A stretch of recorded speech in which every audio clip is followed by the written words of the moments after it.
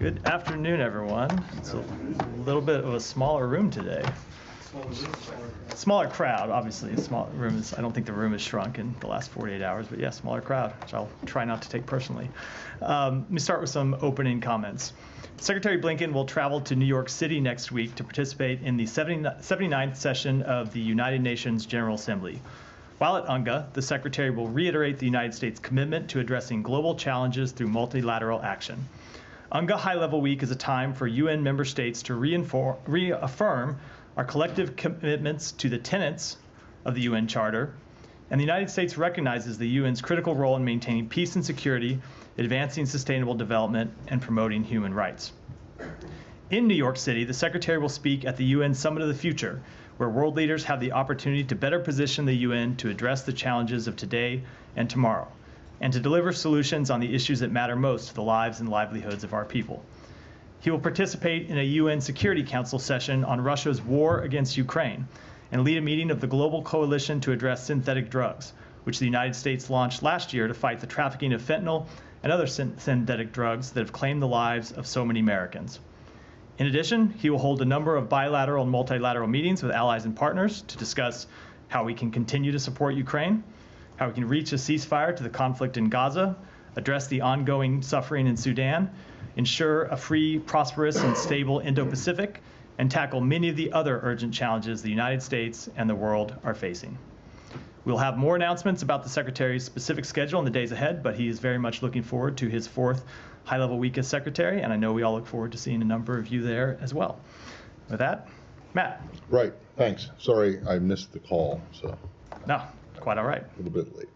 I've got two things before people get into what I'm sure is going to be the dominant theme of today, but I want to get them out of the way first. No, Lebanon. But I'm not going to ask about Lebanon. I want to ask one, have you been able to substantiate or find any evidence that anyone in Ukraine or anywhere else informed you, meaning the embassy or the State Department here, of this guy who is accused of attempting to assassinate the former president? So I've seen obviously some of the public reporting where various individuals or organizations have said that they were in contact with our embassy in Ukraine about his activities in Ukraine. We to date have found no record of such a communication. I can't rule out completely that there wasn't any such communication, but as of date, we've found no record of one. Okay, and that's with the embassy. The embassy in Ukraine, yes. Or embassy staff. What about here? We haven't found any other. Obviously, the State Department's a big place, so that's why I say I can't rule out that someone didn't have a communication with somebody somewhere in the State Department. But we, as of yet, have found no record about anyone, any individual or organization communicating with us about his activities there. I realize this is a difficult question to answer, and you may know why. But if you had, then what could the State Department do about it? If you were told that there was some American citizen abroad acting suspiciously, what could this department have been able to do? So it would depend on the circumstance, but if, for example, we were told that an American abroad was acting in a way that was a threat to others, it's the type of thing that we could refer to law enforcement, and as a standard course of practice, we would refer to law enforcement. Okay. All right, and then the second thing, which is not on Lebanon, is you've seen that the chairman of the House Foreign Affairs Committee has postponed the hearing or the meeting that they were going to have on a contempt citation for the Secretary from today, while the Secretary is in Egypt or was in Egypt and is now in Paris, until Tuesday, when I presume, but please let us know, that he's aware that the Secretary will be in New York on Tuesday, and that the time of the hearing, which is scheduled for 10 a.m. on Tuesday, is literally like 20 minutes before President Biden is supposed to speak at the General Assembly. Do you think that HVAC's, or at least the chairman's efforts to go after accountability on this are serious, or are they just screwing with you? Let me say a few things about it. Number one, first of all, we are glad that the committee finally recognized that the Secretary does have important foreign policy business to carry out on behalf of the United States. We told them weeks ago that he would be in the Middle East this week on the date when they said that they wanted to have a hearing today. We told them that he would not be in the United States, that he would be traveling overseas to try to reach a ceasefire to the conflict in Gaza. They went ahead and scheduled the hearing for that date anyway and threatened him in contempt if he didn't show up on a day when we had told them that he would be out carrying out these important foreign policy duties. Glad that they moved the hearing from today until Tuesday in recognition that he's not here. But once again, they have unilaterally selected a date when we have told them in advance that he will be not in Washington, D.C., because he will be elsewhere in carrying out important meetings to advance the foreign policy interests of the United States. To give you an example of what some of those meetings he will be having next week are. Number one, he will be participating in a United Nations Security Council debate on the war in Ukraine. We expect President Zelensky to be at that meeting. We expect the Russian foreign minister to be at that meeting. Well, we obviously think it's in the interest of the United States that the United States be represented at that meeting by the Secretary of State to defend the United States interests. He is going to convene a meeting of the Global Coalition to Address Synthetic Drugs, which the Secretary founded to try to fight the scourge of fentanyl trafficking.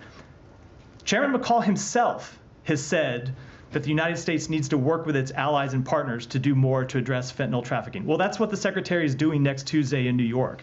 This is a meeting that has been long scheduled with foreign ministers and other foreign leaders that we are intent on carrying out because of the important foreign policy, because of the important outcomes that we expect to have from that meeting. He also will attend other bilateral meetings. He will be with the president. The president is speaking to the General Assembly that day. The president will be having other meetings, and the secretary will be attending those meetings with the president. So he has important duties to carry out at the General Assembly. Now, I will reiterate what we have told the committee privately and what I have said publicly, which is the secretary is willing to come and testify before that committee. We have said we are willing to work with them on a date that is mutually agreeable, but obviously they can't just set a date when he has scheduled meetings to go participate in a Security Council meeting or convene this meeting to address fentanyl any more than he could be there today when he was in the Middle East trying to reach a ceasefire. That is not the type of accommodation that the Supreme Court has said the Congress must carry out under the Constitution. So if they are intent on having a hearing next Tuesday, we will again make another witness available. And if they don't want to have it Tuesday, if they can have it another day, we will make the secretary available, but we expect the committee to work with us through the constitutionally mandated accommodation process. Well, at the moment, do you think that they're actually serious about wanting to conduct oversight? Look, or do you think that there's some kind of a political agenda at play here? So it very much does not appear that they're acting in good faith. When we tell them weeks in advance that on Thursday, September 19th, the secretary is going to be in the Middle East. You can't be in the Middle East and appear before a congressional hearing in Washington, D.C. at the same time. And they set a hearing for that date anyway. And then when we get close to it and they realize, oh, yeah, he actually is in the Middle East. And so they moved a hearing to Tuesday when we have told them that he is going to be in New York carrying out these important meetings. And they schedule it anyway and threaten him in contempt rather than hold it on another date. There's nothing magic about next Tuesday. They could hold the hearing on another date. We've said we'd make the secretary available on another date. So when they are not willing to take yes for an answer, I think it does call into question whether they're acting in good faith. So are you saying that if Congress is supposed to be in recess the week after next, I believe, if they were to, or at least members of this committee were to come back into session, the secretary, while he is in D.C., before any other potential travel that's coming up in the second week of October, that he would be willing to appear? So I'm not going to negotiate a date in public. That's what we can do. No, I'm not asking you, but the idea is that they have raised is that, well, we're going to be in recess. Congress has raised we're going to be in recess. So if the secretary was asked to appear, and the committee, at least the members of the committee, would be willing to come back to Washington or to not be on their vacation, he would do that in the first week of October? So I can't commit to a specific date or a specific week here. Obviously, I'd have to look at the secretary's calendar, and we would want to discuss this with the committee first. But what we have told them is, while he's not available to testify on the dates that they've picked, we want to work with him on the next date that is mutually available to both us and the committee, and we're committed to doing that. Thank you. Yeah, Jillian. Question on Iran. I'm wondering what the department's response is to this recent revelation yesterday that, I mean, we knew that the Iranian regime's hackers were trying to penetrate presidential campaign, but now we learn they're so far burrowed in there that they actually managed to steal Trump campaign information and share it with what was then the Biden-Harris campaign. I mean, it's pretty I don't know, it seems shocking. Yeah, so we have been raising concerns about Iranian cyber actors attempting to influence elections around the world, including U.S. elections for some time. It was, of course, disclosures by the United States that brought all of this to light.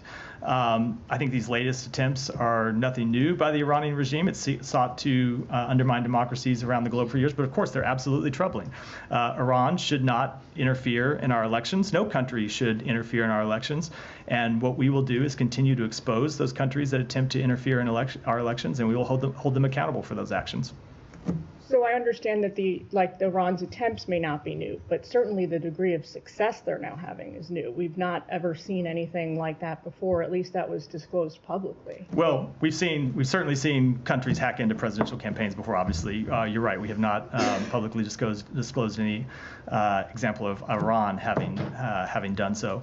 No, it is absolutely a concerning set of behaviors by Iran, which is why we have committed to exposing those actions publicly and why we will hold them accountable for them.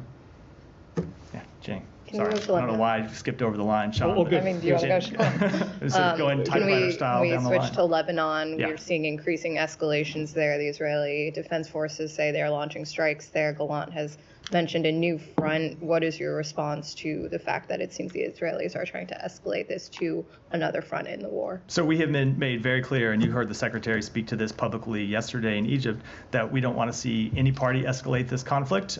We think that the best way to solve the really very real security challenge that Israel faces is through a diplomatic resolution that would allow thousands of Israeli citizens to return home and allow thousands of Lebanese citizens to return home. We're going to continue to press that on all parties. What have they shared with you about their plans for the Lebanon offensive? So I will keep those conversations between our two countries private. We consult with them about a range of security measures all the time, of course. But I will say, in our private diplomatic conversations, we have said what we said publicly to them. What we say publicly to you is the same thing we say privately to them, which is that we do think a diplomatic resolution is by far the best way to address the real security concerns that they have. And is that something they're still accepting? They still want a diplomatic resolution, but you can look at their public statements and judge for yourself where they're going. But we still do hear them say that they prefer a diplomatic resolution. That's why we're going to continue, and among other reasons, that's what we'll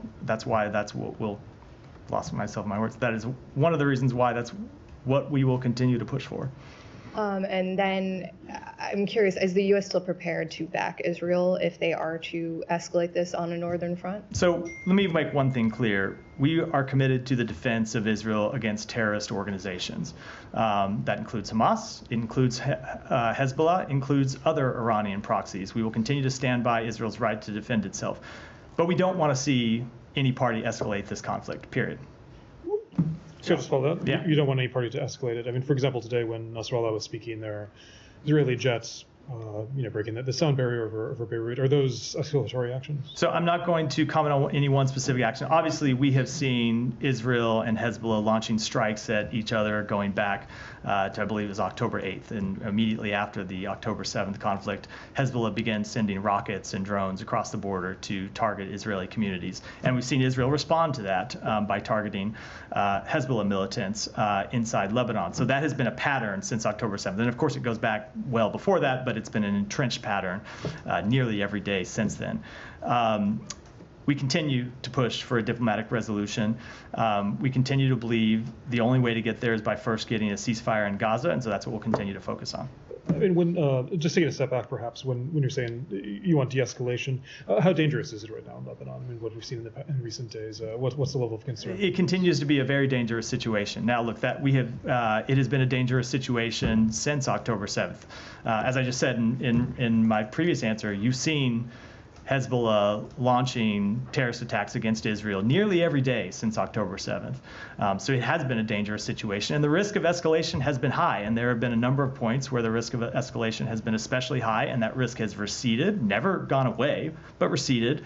And so we will continue to push to try to calm tensions, to try to urge all parties to de-escalate, and try to get to a place eventually where we can push for a diplomatic resolution. Just two more, if you don't mind. This, of course, happened. I think we've asked this before, but it's worth repeating. Amos Hochstein was there just recently. I realize he doesn't work at the State Department, but he is a U.S. envoy. What does this does this contradict at all the message he's trying to send about de-escalation, about having a diplomatic solution when this came right after his visit? So I will let every party speak for themselves. I will speak on behalf of the United States and say that, of course, we want all parties to de-escalate. I'll leave it at that. And just one final point. Again, about the nature of these explosions, the walkie-talkies, the pagers, were these legitimate targets? Obviously, Hezbollah people appear to be targeted, but they're also not just reports, but there are accounts of children being killed, for example. Is this a legitimate form of warfare? So, without commenting on these specific incidents, because we are still gathering information, as a general principle, we do believe it is an appropriate practice for any country to defend itself by fighting terrorist organizations and terrorists that attack and are committed to attacking that country. But of course, civilians are never a legitimate target in any type of military or other operation. Would you see them as targeted in this? I don't have any further comment on the incident at all. Can I follow up on that? Daphne, go ahead. Thanks. So just to follow up on Jenny's questions, if Israel invades Lebanon, will the U.S. continue to stand by Israel? I am not going to deal with any type of hypotheticals of that nature. Obviously, we support Israel's right to defend itself, but we do not want to see a further escalation of the conflict. I'm not going to deal with any hypothetical scenarios that may or hopefully will not occur. It's well within the realm of possibility. Will the U.S. get involved and continue to back Israel? We will continue to support Israel's right to defend itself while making clear we don't want to see any party escalate this conflict, but I'm just not going to deal with a hypothetical scenario. Well, it continues to be the priority for the United States to push for de-escalation of the conflict. Now, other parties have to make their own decisions, but that will be what we continue to push for. And then just on the attacks on the communications equipment, what effect do these incidents have on ceasefire talks? The secretary was just in Egypt. What did he hear while there about the path forward and any effect that these attacks have on the ceasefire? So I think it's too early to speculate or comment on what any type of implications might be.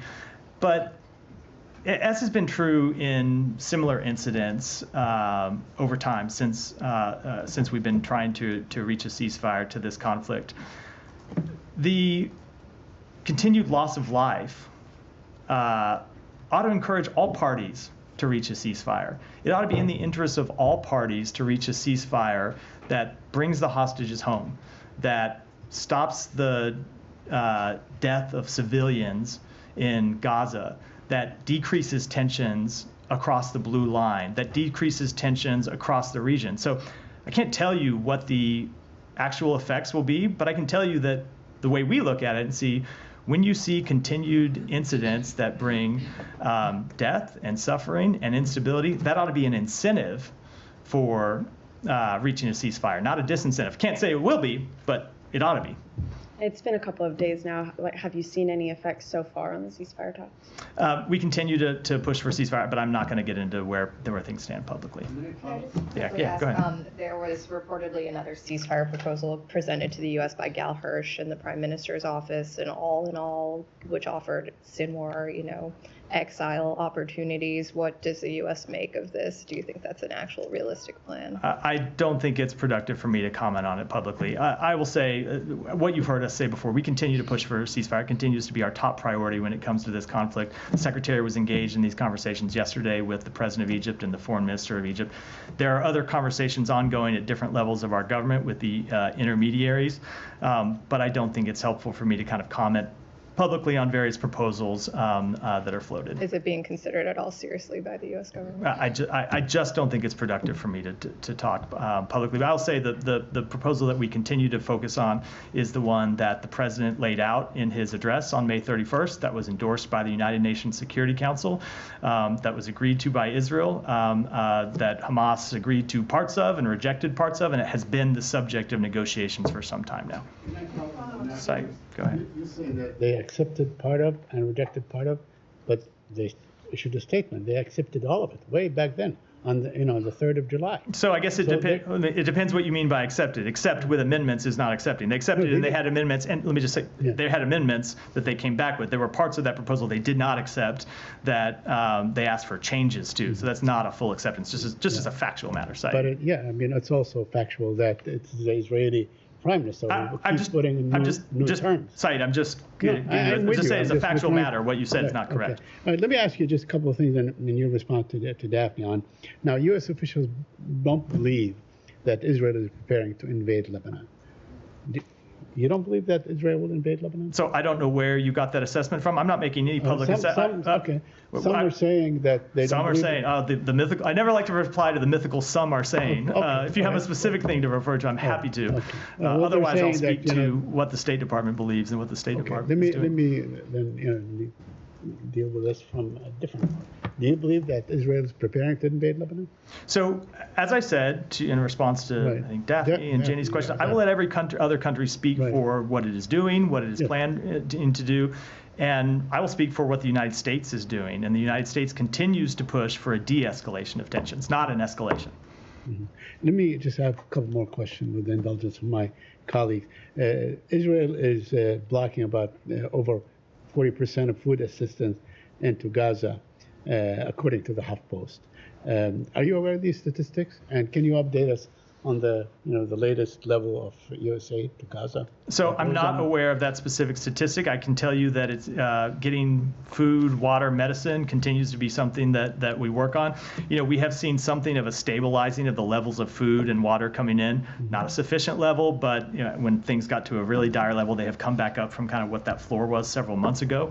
It's something that we continue to work on every day. But I think our experience over the last 11 months shows us the only way to get a durable delivery of humanitarian assistance into Gaza is to reach a ceasefire. So you have an increased ability to get food, water, medicine, other humanitarian goods to the crossings themselves, and then you have the ability to deliver them from those crossings inside Gaza to the people who need them.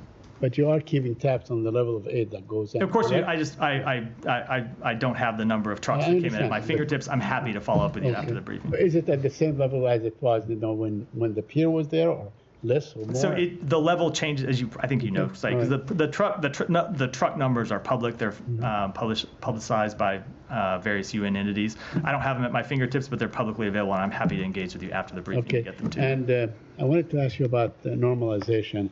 Yesterday or the day before, the Crown Prince of Saudi Arabia, MBS, said there will be they will not recognize Israel without a Palestinian state.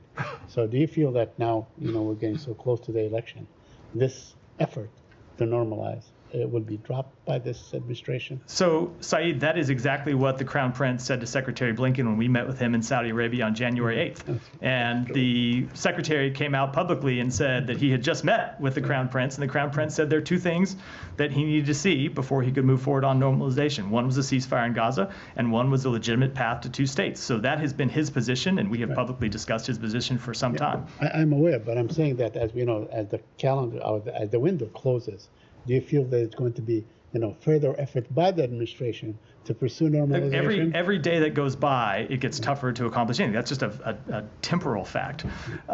We continue to believe, however, that long-term, of course, normalization of relations between Saudi Arabia and Israel is in the interests of both countries. It's in the region, as is the establishment of an independent Palestinian state, which Saudi Arabia has made very clear is inextricably linked to normalization. All of those things are in the interests of Israel. They're in the interest of Palestinians. They're in the interest of the broader region. Now, we are obviously quite aware of the challenges that we face in getting to those now.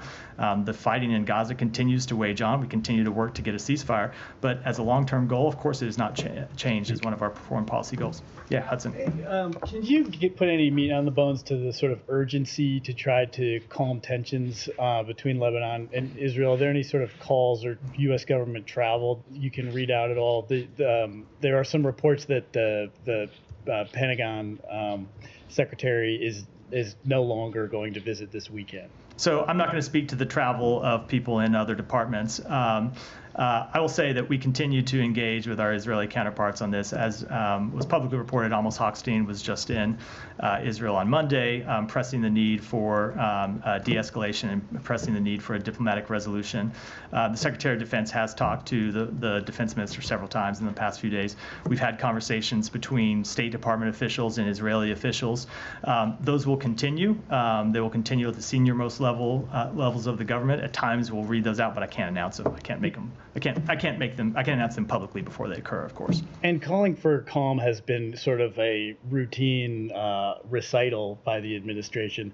Do you have any response to criticism that the U.S. calling for calm while continuing to arm Israel is not a successful strategy for reducing tensions? So let me say this. First of all, as I said earlier, we continue to be committed to the defense of Israel. You look at the security situation that Israel faces, where they have Hezbollah on their northern border. They have a terrorist group in Gaza that's committed to the destruction of Israel. There are terrorist groups that operate in the West Bank that are committed to the destruction of Israel. Iran, of course, is committed to the destruction of Israel. So, of course, we are committed to Israel's security. By the way, we are required by statute to guarantee that that Israel has a qualitative military edge over rivals in the regions. It's not a discretionary question. It is a statutory requirement, and it is one that we are committed to. So there is also an important deterrent effect to the United States continuing to send a message to Israel's adversaries that if they attack Israel, we will defend it. And that's a message that we will continue to send loud and clear. It just seems like when the U.S. is visiting in the region, there are escalations that happen, sometimes by Israel's enemies, oftentimes by Israel, that seem to catch U.S. officials by surprise. And it would seem to raise questions about the competency of U.S. policy. So first of all, I don't think the calendar exactly lines up, only because there are various escalations that happen in this conflict, not on a daily basis, but pretty regular basis, and there are U.S. officials traveling on a pretty regular basis. So when you have U.S. officials in a region that is by its nature volatile, where there are actions happening all the time, of course there's going to be some overlap, but oftentimes there's not overlap. So I think you're drawing an inference that I think in college I was taught was correlation, not causation.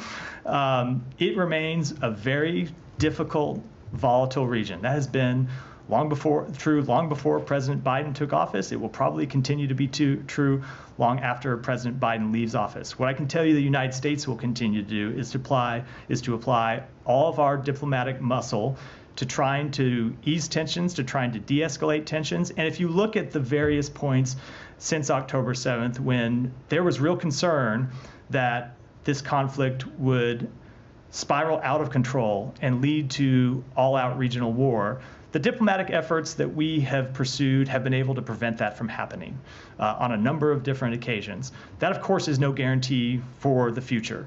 The investment line about past results being no guarantee of future success. But what it is a sign to us that that's what we need to keep doing, that we need to keep, even in the face of a very difficult situation, doing everything we can to urge all parties to de-escalate tensions, to try to restore calm, and try to refrain from taking steps that can't be reversed. Causation isn't correlation, but don't U.S. officials risk becoming just part of the furniture in the Middle East, where they're not really taken seriously? I think the example I was just going through shows exactly the opposite. There have been times throughout the past 11 months where U.S. engagement with our allies and partners in the regions and the messages that we have been able to organize various allies and partners to send to Iran, to Iranian proxy groups, and the messages that we have delivered to Israel and to other countries have kept this conflict from spilling out of control. Now, as I said, it remains a very difficult, volatile situation, and the situation could escalate at any moment. But we're going to continue to try to prevent that. So far, we have been successful of keeping it from turning into an all-out regional war, and that's what we're going to continue to try to pursue. Tom, sorry. Olivia, sorry, I did not want to go. Just wanted to pin down some of the basics again on the exploding pages. I mean, is it still your position that you are not saying publicly who you believe carried out these attacks? I don't have any comment on it at all.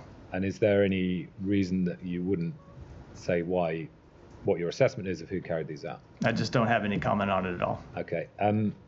2 days ago, you said the US was not aware of this incident in advance. Is that statement still accurate? The statement I made on 2 days ago was absolutely accurate. That you didn't know about the incident in advance? Correct.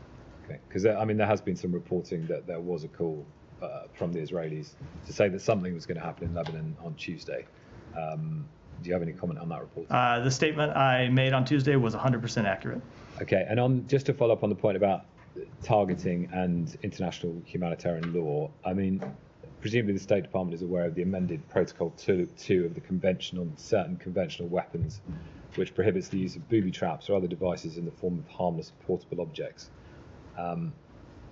Is that something you're taking into account when you're assessing and gathering information on this? So we take into account all of the relevant provisions of international humanitarian law when it assesses, when we assess incidents of this type and other incidents throughout this conflict. I don't pronounce judgment on those from this podium, but those are the types of things that we look at. Yes, absolutely. And given, I mean, just to reiterate the point, I mean, thousands of explosions, 2 children killed. You know, we've seen explosions in public places, in grocery stores, on the streets, healthcare workers among casualties. I mean, does that feel to you like a targeted attack that falls within the remit of international humanitarian law? So I'm not going to talk about feelings here. We deal in factual assessments of law. Those are the type of assessments that we conduct over time, where we gather information and make those assessments based on the facts, based on the law. Those assessments are ongoing. It's not to speak to this incident or any specific incident, but those are things we take very seriously. Olivia. Thank you. Just to actually follow up on what Tom was asking you, you did have a comment on the pager incidents earlier, which is to say that the U.S. is still gathering information. So to what end is it gathering information? Is it to arrive at public attribution for these incidents or not? We continue to gather information for a number of different reasons. I'm not going to speak to them publicly.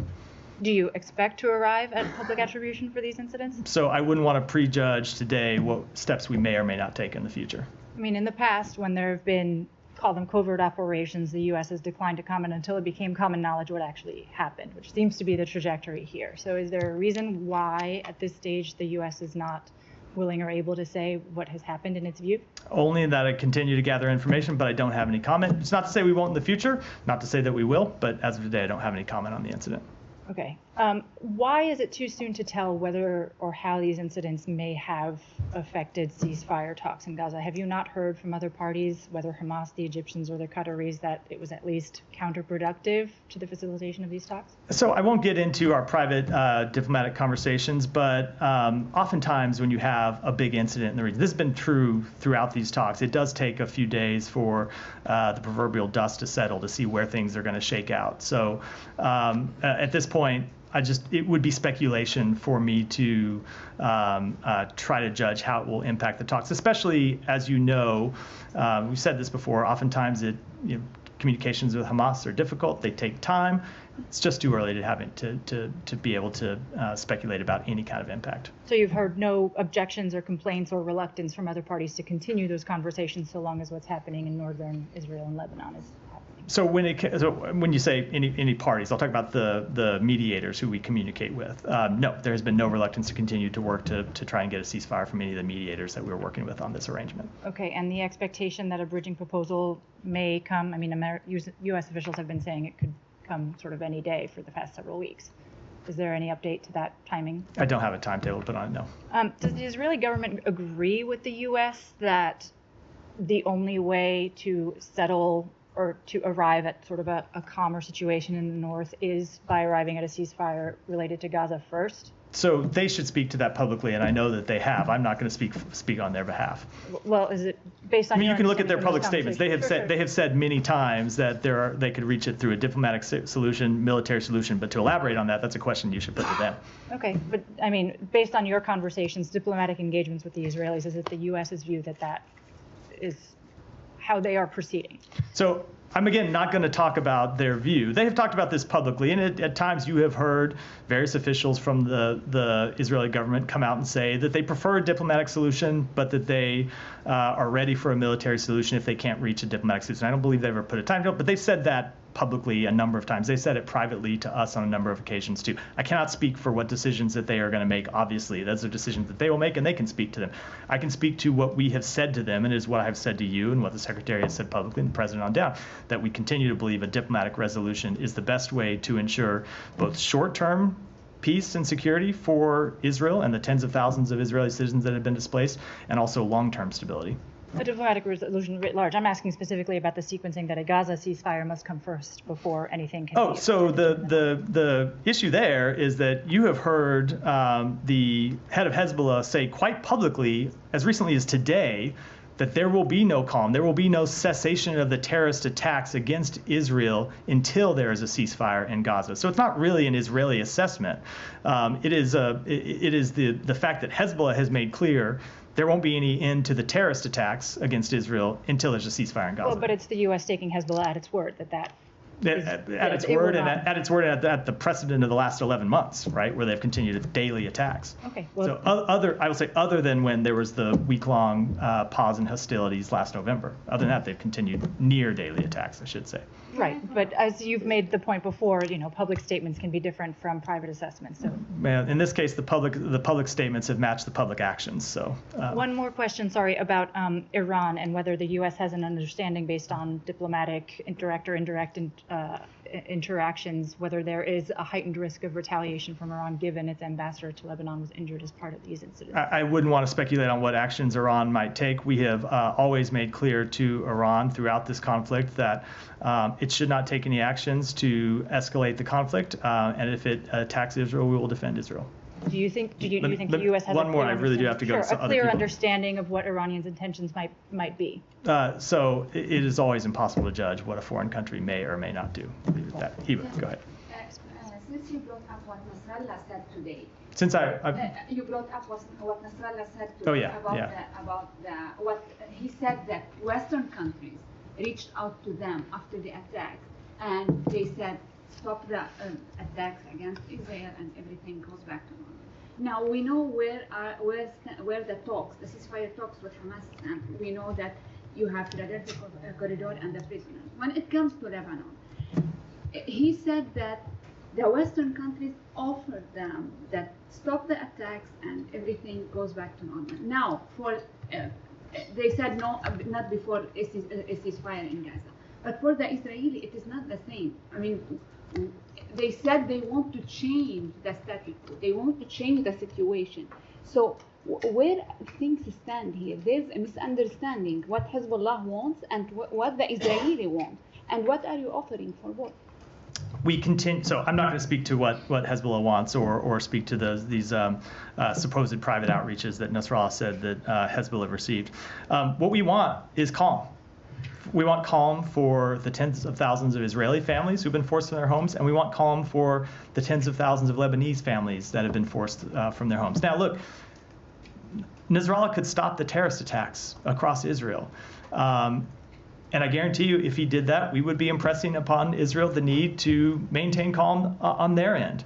The bottom line is he hasn't stopped those terrorist attacks. And so as long as Hezbollah is launching terrorist attacks across the border, of course Israel is going to launch military action to defend itself, as any country would. What we continue to push to all the parties is not to escalate the conflict, not to let it spiral out of control into a war that we don't think serves either side's interests, and to ultimately try to get to the point, try to let us get to a ceasefire in Gaza that would help bring calm across the blue line. So, if I understood you well, you support going back to October 6th on the northern border. We want a diplomatic resolution. I am not going to speak to what that diplomatic resolution would look like in public. I don't think that's productive. Okay, one more question. Nasrallah also said, in case of a ground military operation by the Israeli, Hezbollah will operate inside Israel. He said, he threatened that there will be operations inside the settlements. You've been saying that a military operation also won't bring the Israeli citizens back to the north. So do you assess that Hezbollah is able to execute what Nasrallah said today? I am not going to offer any private assessment, or I'm not going to offer publicly any type of private assessments that we have about Hezbollah's capabilities. Thank you. Yeah, go ahead. Thank you, Matt. And I'll go with the same route here about Lebanon. You don't have any assessment, you said, in answering many questions, but is it that you don't have it or you don't want to share it? I don't have any public assessment to offer, no. Okay, and because my question goes to that, you're still assessing and you're still calling diplomatically that everybody should de-escalate, but things on the ground are moving in the opposite direction. Israel is moving troops to the north. Hezbollah today said that what Israel did on Tuesday is a declaration of war. And am I fair to you if I assess from all the answers that you give to my colleagues here, that you kinda helpless, like we're gonna call upon them, whether they wanna listen to us or not is up to them? So let me put it this way. I talked about this to some length in response to Hudson's questions earlier. Throughout this conflict, we have worked to keep the conflict from escalating. And you have seen us at times when tensions were quite high intervene with various parties and send messages to various parties and conduct diplomatic engagements that have kept the conflict from really spilling out of control and leading into regional all-out war, which, if you remember, has been one of our top strategic goals since October 7th. It's what the President and the Secretary were talking about from day one, trying to avoid, and it continues to be our top strategic goal. But of course, every country in the world has agency. Every country in the world, every entity in the world is responsible for their own decisions. The United States, no other country can dictate to any country or any entity what they're going to do. Now, we can continue to engage diplomacy. We can continue to engage in all of our best efforts. We can continue to rally our allies and partners. But of course, it's true that countries make their own decisions about their future and what they're going to do. That has always been true. It will continue to be true. It goes to the point I was saying earlier. The Middle East has been a volatile place for a long time. We have been engaged in the region for some time. And of course, since October 7th, we have been engaged to try to bring down tensions. But ultimately, yes, every country is responsible and every entity is responsible for the actions that they take. But I mean, you just answered Heba's question about that if Hezbollah ceased attacking Israel, you will press Israel to cease attacking them. We want to see, look, ultimately, we want to see a resolution. That's exactly what I was referring to. We want to see a resolution to the violence. That's what, when I say we want to see tens of thousands of Israelis return home and tens of thousands of Lebanese return, that's exactly what I'm referring to.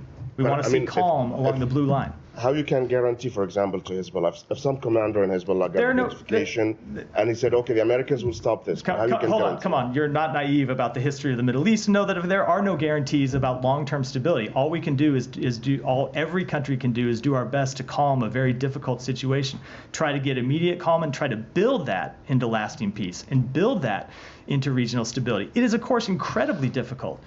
It's a hugely difficult process, or someone would have solved this problem a long time. But that's what we're engaged in trying to do. All right, Alex, go ahead. And then I've got about 5 minutes left because I believe the president's speaking. So if there's anything else, let me just move on because I've got 5 minutes left. And I assume there are other questions in the world people want to cover. Different region. Starting from Anga, you highlighted Lavrov's name as an important guest. You don't expect an engagement between the secretary and him. I do not, no. The Finnish president yesterday went on the record calling to put Russia out of the Security Council and take away Russia's voting power. What is the official American response? So I think that is this is something that people have called for at various times through the process, or various times since Russia launched or expanded its illegal invasion of Ukraine. If you look at the UN bylaws, it is something that would be incredibly difficult to achieve, if not incredibly difficult to achieve. But if it was possible, we are focused on things that are possible, not things that are not. South Caucasus, Armenia yesterday announced that they apparently managed to, stop a Russian plot against Armenian current prime minister and his office. So they were trying to stage a coup in Armenia. Are you very aware of that plot, and do you have any reaction? Is Armenia, how vulnerable has Armenia been throughout this time? So we have, we have seen, of course, and have spoken publicly to a number of actions that Russia has taken to try and destabilize its neighbors, to try and destabilize countries across Europe. We will continue to expose those plots when appropriate, as you saw the Secretary do last Friday when he talked about a Russian plot to interfere in the Moldovan election. We will continue to inform our allies and partners about those plots when appropriate. Sometimes we do it privately and not publicly, and we will continue to work with our allies and partners to hold Russia accountable for its actions.